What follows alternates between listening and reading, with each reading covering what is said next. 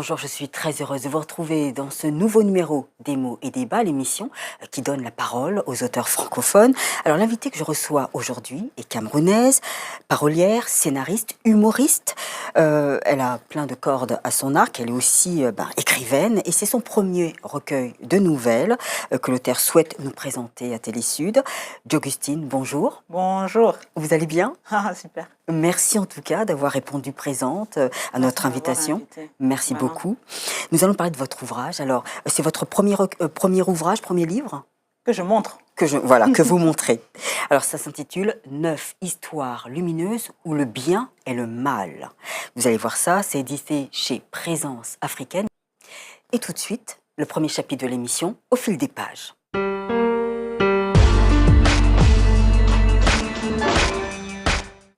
D'Augustine, pour votre premier ouvrage, donc c'est un recueil de nouvelles. Je sais que vous avez écrit auparavant, mais vous n'aimez pas montrer, par pudeur, donc vos écrits.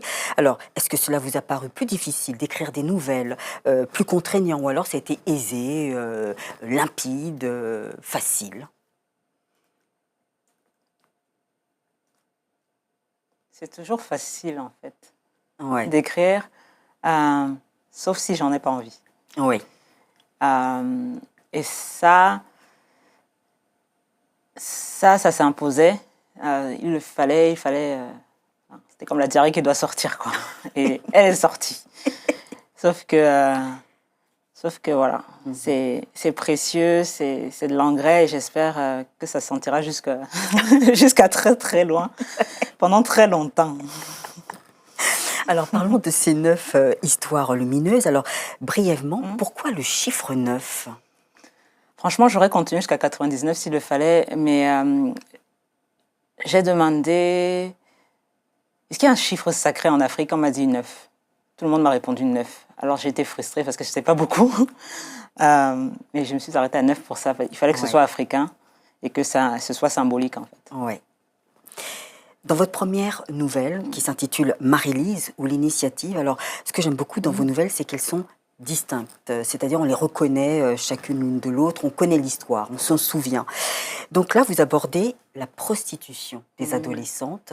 Qu'est-ce qui vous inspire? Qu'est-ce qui vous a motivé d'écrire sur cette thématique, ce sujet? J'ai toujours été fascinée par les prostituées. Hein. Vraiment, depuis, j'ai appris à nager à l'hôtel Sawa à Douala et il y avait énormément de... Enfin, pour moi, c'était des sirènes, elles étaient magnifiques. Mais c'était toujours dans l'eau avec un blanc différent. Et je les trouvais drôles et battantes. Donc, j'ai écrit mon premier roman sur ce milieu-là, que je n'ai pas montré. Mais je travaille. Et Marie-Lise, en fait, c'est l'une des prostituées dans ce roman-là. Et je me suis interrogée, en fait, quel est son passé? Elle vient d'où? Et j'ai toujours été scandalisée par... pour moi, autant la prostitution des adultes, je ne la remets même pas en question. Ça dépend, enfin, quand c'est leur choix. Autant la prostitution infantile, quand elle est impunie comme celle que je vois dans les grands hôtels de Douala et de Yaoundé, ça me scandalise et j'espère que ça scandalisera d'autres, en fait. Ouais. Que j'invente rien, quoi. Parce que dans cette nouvelle aussi, ce qui est dramatique, c'est qu'elle fait confiance. Elle a besoin de fuir ses parents, mais elle fait confiance donc à Ibrahima, mais aussi au prêtre. Parce qu'Ibrahima dit oui, attends dans la chambre du prêtre, tu vas voir, c'est lui qui décide de t'emmener à Douala. Voilà, il n'y a que lui qui décide. Et en fin de compte, c'est un gros cochon. Marie-Lise prend des initiatives. C'est ce que j'aime chez elle et c'est ce que c'est là où le bien et le mal, c'est que elle est née dans un village où elle n'a aucun avenir et où elle est une femme, enfin une fille, et où elle doit s'occuper de toute la maisonnée. Enfin, elle va caler là, en fait. Et elle prend des initiatives pour bouger de là. Donc, quand elle les voit pour la première fois, c'est dans les années 70, dans un village au Cameroun, un village Babimbi, que j'ai renommé Ndjohoge. C'est ça. Qui veut dire la souffrance, en bassa. Quand elle voit une voiture arriver là, c'est très rare. À cette époque-là, mon père me décrit que lui, à l'époque, il voulait être soit chauffeur, soit prêtre, parce que c'est eux qui... ils sont bien nourris, et ils sont acclamés à chaque fois qu'on les voit arriver. Et du coup, je voulais illustrer vraiment la figure du prêtre et du chauffeur. Les voitures sont rares, donc les enfants vont accourir derrière et ces voitures rapportent des provisions de la ville qui sont moins saines d'ailleurs que celles du village, mais qui sont raffinées, industrielles, etc. Et qui attirent plus, du coup. Ma grand-mère demande toujours de l'huile raffinée alors que l'huile rouge du village est bien meilleure. Ouais. Mais parce que, voilà, elle est fière de montrer son huile dans la bouteille. Oui. Voilà. Et il se trouve que Marie-Lise... elle va se retrouver dans cette situation de prostitution infantile parce que c'est pas de son fait. Elle se donne toujours, elle prend toujours la bonne décision pour sa vie, pour avancer. Elle aurait pu rester ne rien faire. Elle est tombée sur la personne la plus sainte qui soit, oui. À qui on a donné le bénéfice voilà, oui. de la sainteté, en fait. Oui. Et c'est un prêtre. Je ne sais pas pourquoi, j'ai présenté cette nouvelle pour la première fois à un cours d'écriture scénaristique à Pictanovo, à Lille, à Tourcoing. Et dans mon groupe, pendant la formation sur l'écriture de courts-métrages, il fallait que je transforme cette nouvelle en scénario. Oui. Donc, en la réécrivant, on entend et qu'on voit exactement, comme un scénario, oui. Quoi. Mais donc, du coup, tout le monde devait lire les écrits de tout le monde. Oui. Mais tout le monde voyait que le prêtre était blanc. Je n'ai rien dit. Je n'ai absolument rien dit. Oui, moi aussi. Je n'ai pas donné ce détail-là, mais j'étais assez interloquée de que tous ces blancs qui sont dans mon cours ont perçu que le prêtre est blanc. Oui. Peut-être parce qu'il apportait des vivres et on avait l'impression... Oui, je ne sais pas. Oui. Et du coup, j'ai dû demander à mon père si les prêtres, dans cette époque-là, étaient blancs. Et je ne sais plus ce qu'il m'a répondu, mais soit les pasteurs, soit les prêtres étaient blancs, mais ça dépendait de protestants ou catholiques, en fait. Catholiques, oui.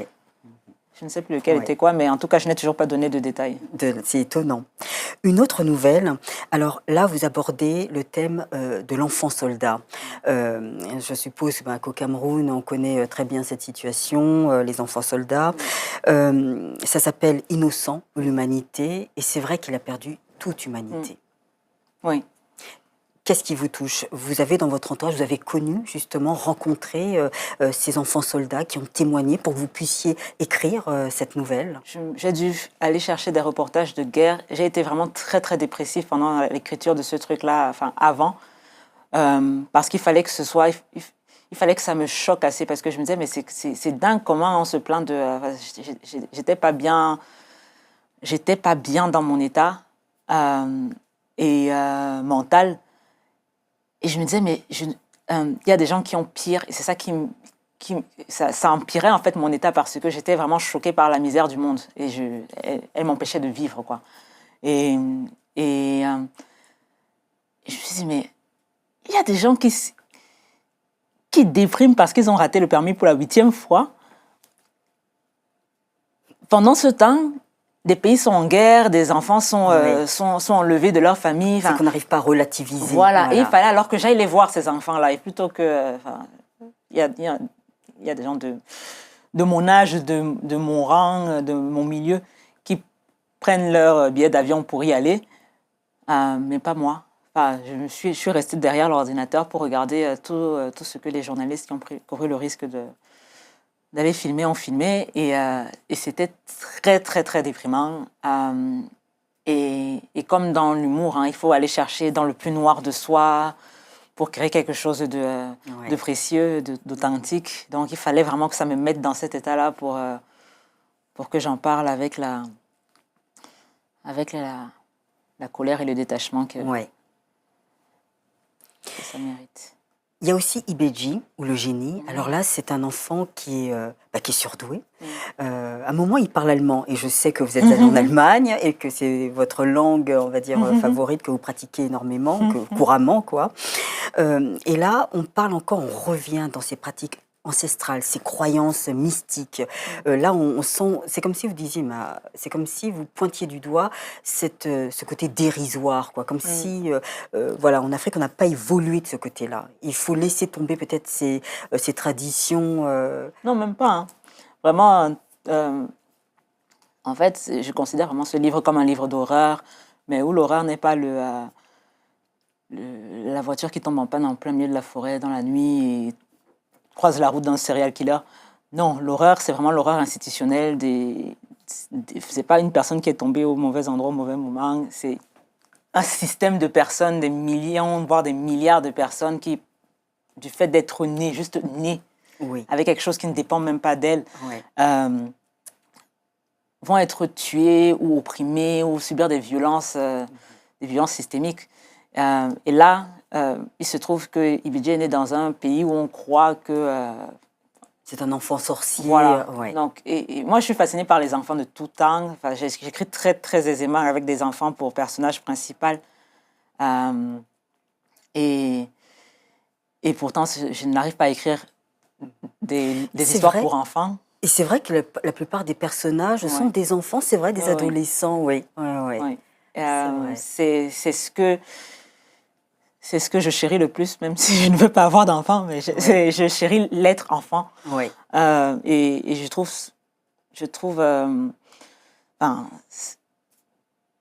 c'est l'humain en devenir. Je trouve scandaleux et tout ce. Enfin, je vais utiliser le mot scandaleux autant de fois qu'il le faut parce que la vie est un scandale.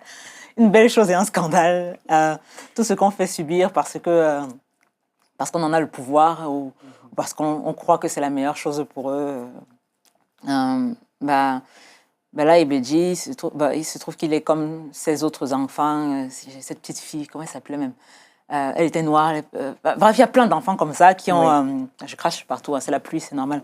Il y a plein d'enfants qui sont... Qui peuvent apprendre une langue en une seule journée ou des instruments de musique. Juste pour l'avoir entendu et jouer pour la première fois, alors qu'ils n'ont jamais été en contact avec l'instrument. Il y a des enfants qui ont ces capacités-là, ils existent. Je me suis demandé, mais comment est-ce qu'ils sont perçus quand ils naissent dans un pays où on n'a pas compris qu'au fait, c'est tout à fait normal parce que... Voilà, et Ibidji, c'est un clin d'œil à un enfant de ma famille qui a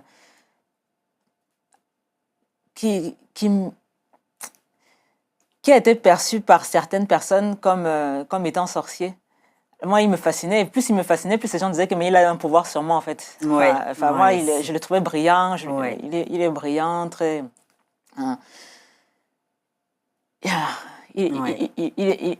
Voilà, il est sensationnel.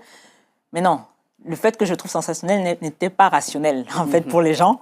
C'était... Non. Il avait un pouvoir magique sur vous. Il était... Et c'était une sorte de... c'est lui qui m'a inspiré, entre autres, cette histoire. Et le sort qu'on réserve, voilà quoi. Vous parlez aussi de la couleur de la peau. Il y a une enfant encore, Coucou, qui refuse d'être noire. Elle ne comprend pas, même sa maman lui offre une poupée noire. Non, une Barbie, c'est ça. Elle la jette, elle n'en veut pas. C'est une blonde encore, elle tolère la Barbie métisse, mais elle, c'est la poupée blanche qu'il lui faut. Oui. Coco, ça a été écrit à partir d'un scénario. Je devais le tourner même avant de l'écrire en nouvelle. Et ça parle de l'intériorisation de la négrophobie par les Noirs eux-mêmes, en fait. Et c'est mon cas. C'est la seule histoire qui, plus ou moins, à part... c'est la seule histoire où je peux m'identifier dans le personnage parce que quand j'étais petite... on avait ce jeu-là qui est dans l'histoire, noir, blanche, guinguero, métis. Guinguero veut dire albinos, sur les tresses, entre guillemets, raté, très péjoratif. Voilà, on compte le nombre de tresses. Plutôt que 1, 2, 3, 4, on dit noir, blanche, guinguero, métis. Et si on a gagné, on a gagné quand on est blanche ou métis. On a perdu le jeu quand on est noir ou albinos. Et Coucou est noire, mais elle n'est pas noire comme moi, elle est encore plus foncée que moi. Donc il y a vraiment ce qu'on appelle le colorisme. Plus on se rapproche de la norme qui est blanche, mieux c'est en étant noire. Pareil pour la texture des cheveux, plus elle est molle, mieux c'est. Et Coucou, alors elle est noire, elle est en 4C, et ça va pas, quoi. Et ça la déprime alors qu'elle est au Cameroun.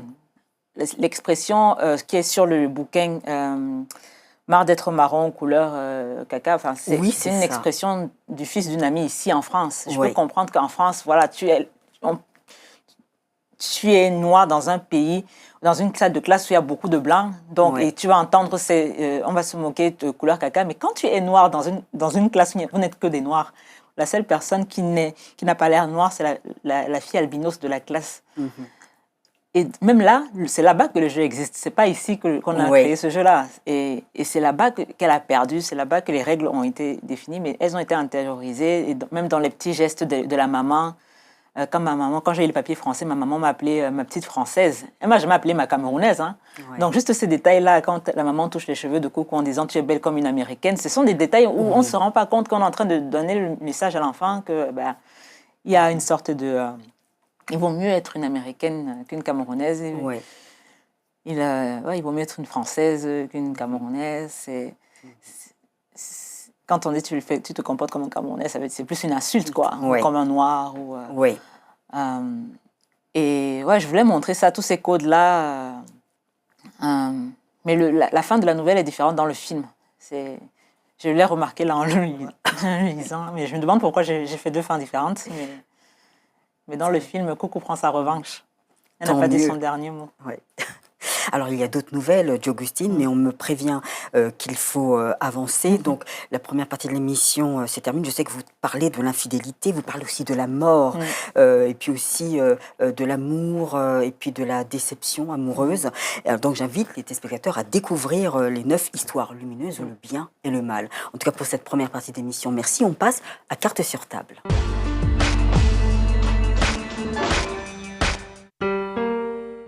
Alors pour Carte sur table, là, on va plutôt découvrir l'univers de Augustine. Alors comme je l'ai dit auparavant, vous êtes scénariste, parolière, humoriste. Vous avez vécu en Allemagne, au Japon aussi, et puis au Canada. Non, pas encore. Pas encore, mais bientôt, au printemps-été 2018, Toronto, représente. Attendez-moi. Même si c'est la surpopulation, j'arrive quand même. Et donc, en Allemagne, vous avez travaillé donc, dans le marketing, chef de projet, par exemple, chez L'Oréal, Citroën, Orange. Et sites de rencontres. Et les sites de rencontres, oui, Gliden. Voilà. Donc, je comprends pourquoi vous parlez d'infidélité dans votre nouvelle. Alors, parlez-moi de cela, quoi. Scénariste, parolière. Parolière, c'est plus pour la chanson, la musique. Donc, c'est des textes plus courts que scénariste. Oui. C'est pas le même univers. Et aussi, c'est sur commande. Oui. Parolière, je suis la parolière attitrée du duo Gwen et Tiana. Gwen et Tiana, Gwen un garçon, Tiana une fille cisgenre, je tiens à préciser. Et ils sont basés en Suisse pour l'instant. Oui. Et ils chantent de l'afro-jazz, du jazz et de la soul music avec des beats afro, produits par Femi Temowo. L'album va sortir au printemps 2018. J'ai écrit l'EP est déjà sorti en septembre 2016 et c'est moi qui ai écrit les chansons, pratiquement la quasi-totalité des chansons. Et qu'est-ce que vous abordez comme thème Par exemple, Love is the Answer, j'aborde la question de...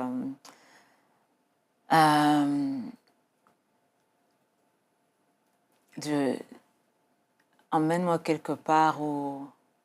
Et tous les textes sont en français. Non, les Gwen et Tiana, c'est en anglais. En anglais. Gwen et Tiana, même ils ont une école de chant qui s'appelle Vocal Academy à Lausanne. Et ils ont des élèves qui ont besoin de textes aussi, de paroles. Et puisqu'ici, c'est en anglais aussi. Ouais. J'ai une seule chanson de Gwen et Tiana que j'ai écrite en français parce que j'avais droit à une chanson en français.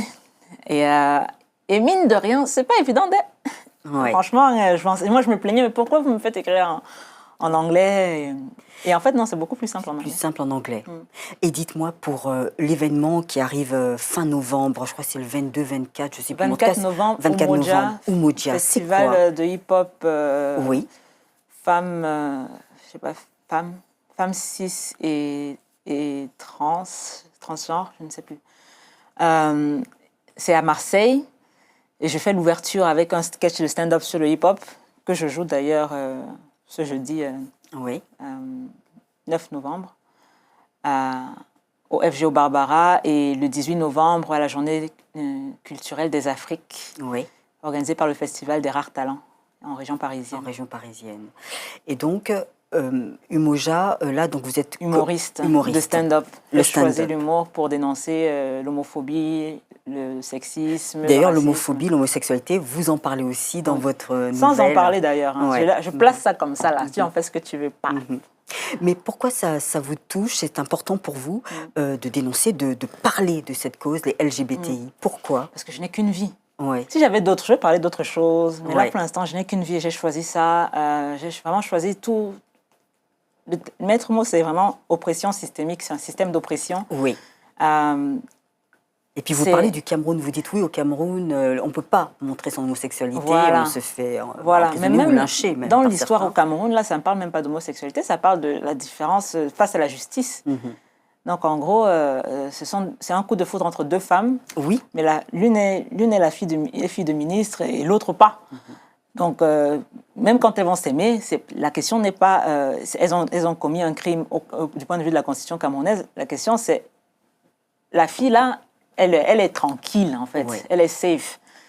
Donc, ce seront toujours les mêmes qui tomberont, en fait. La justice a vraiment deux vitesses. Là-bas comme ici. Et c'est ça que je montre. Après, les thèmes en filigrane, c'est vraiment... par exemple, la dernière nouvelle, il y a des indices qui montrent que cette personne n'est pas cisgenre, c'est-à-dire qu'elle ne se définit pas son genre par rapport à celui qu'on lui a attribué à la naissance. Mais ça ne parle pas de transsexualité, en fait. Ça parle de la dépression nerveuse après une rupture amoureuse. Oui, amoureuse. Alors, moi, ce que je vous propose, Augustine, on a un petit peu de temps, alors on va faire le petit portrait chinois, quelques questions. Alors, quel est votre groupe de musique préféré ou votre chanteur de musique préféré? Je suis très amoureuse de Rihanna, mais est-ce que j'écoute sa musique? Bonne question. Oui, je comprends. C'est vrai qu'elle a des belles formes, une voix, c'est vrai, c'est intéressante. Quel est votre peintre préféré? Peintre? Ou sculpteur, ou photographe? Estelle Prudent, photographe. Oui, c'est celle qui a fait la couverture de votre ouvrage, Histoire lumineuse. Et puis aussi, qui auriez-vous aimé être?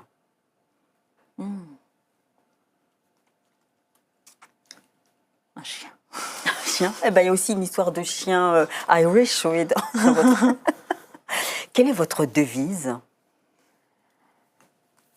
Liberté, égalité, frites de plantain. Frites de plantain. Et quel est votre principal défaut? On m'appelle Dibis. Ça veut dire? C'est un adjectif sans traduction, mais ça a été créé pour moi. Oui. Elle est Dibis.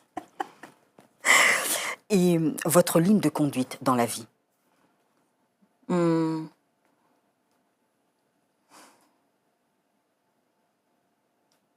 pas juger. Oui. Très bien. Eh bien, passons tout de suite au coup de cœur.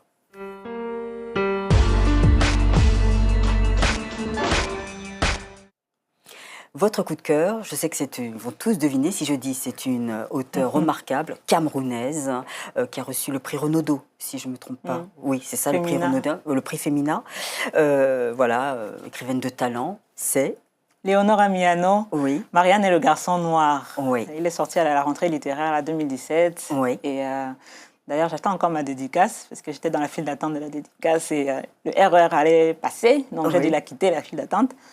Ça montre... Elle est très timide aussi, Léonore Amiano. Bon? J'aime beaucoup sa timidité. Et je suis...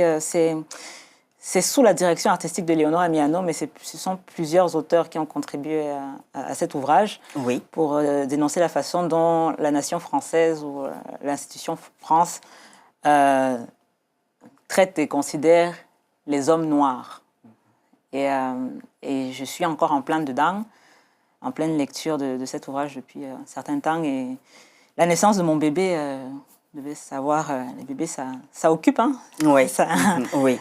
Bien sûr, je précise aux téléspectateurs, quand on dit naissance de votre bébé, c'est ce recueil... Le bébé s'appelle 9 histoires lumineuses, le bien et le mal. Et oui, la naissance de mon bébé m'a accaparé toute mon attention depuis, mais voilà, dans le RER, je continue, je poursuis ma lecture et ça fait écho à un ouvrage qui va, j'espère, paraître l'an prochain, de ma plume, et qui fait suite à des interviews de femmes racisées, parce que j'interviewais les Françaises racisées et leur rapport à la nation française. Et j'ai été très surprise de voir que Amandine Gay a fait une démarche similaire en audiovisuel et c'est touchant en fait. Ouais. Voilà, donc...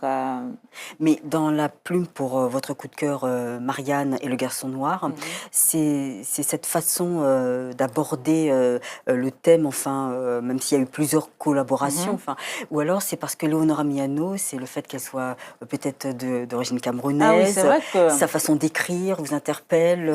C'est vrai que pour la question du coup de cœur, il y a des livres que j'emporte partout avec moi, même quand je déménage. Mais j'ai remarqué que c'était écrit que par des plumes masculines. Oui. Et je tenais à citer une femme noire. Et il se trouve que c'est le livre que je lis en ce moment et que je n'ai pas lu tant de femmes noires que ça. Ni tant de femmes d'ailleurs que ça. Je fais cette démarche volontairement maintenant depuis quelques années.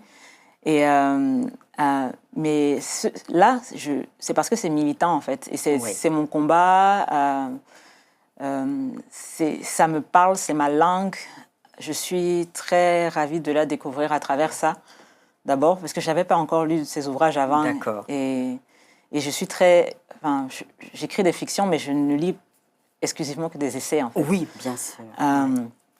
Et là, je suis vraiment fascinée. Achetez-le. C'est une perle, que vous soyez noir ou pas.